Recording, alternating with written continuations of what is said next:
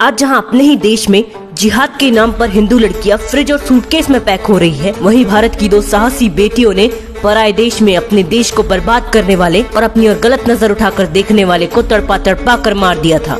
ये वो दौर था जब गौरी भारत में लूटपाट मचाकर अपने देश वापस लौट रहा था। तब पृथ्वीराज चौहान की बेटी बेला और जयचंद की पोती कल्याणी पर उसकी नजर पड़ी। वो उन्हें भी जबरदस्ती बंदी बनाकर अपने मुल्क ले गया और अपने काजी को खुश करने के लिए उन्हें उनके हरम में भेज दिया। उनकी अपार सुंदरता को देखकर काजी भौचक्का सा रह गया और निकाह करने की इच्छा जताई। परिस्थितियों को समझ दोनों ने ही निकाह के लिए हाँ कह दिया और दो शर्त रखी।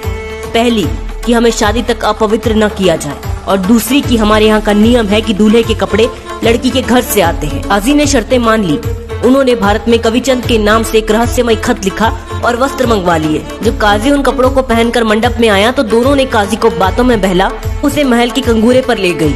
वहाँ पहुँचते ही काजी के दाहिने कंधे से आग की लपटें निकलने लगी, क्योंकि राजकुमारियों ने बुद्धिमत्ता से तेज विष से सने हुए वस्त्र मंगाए थे, जिसके प्रभाव से काजी जमीन पर गिर पड़ा और बुरी तरह तड़पने और चिल्लाने लगा।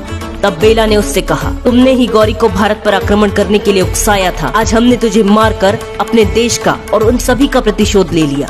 हम हिंदू शेरनियां हैं, किसी हाथ में इतना साहस नहीं कि जीते जी हमारे शरीर को हाथ भी लगा सके। इतना कहकर एक दूसरी की छाती में विषभुजी कटार मार ली। प्राण गंवा दिए मगर चरित्र से समझौता नहीं किया।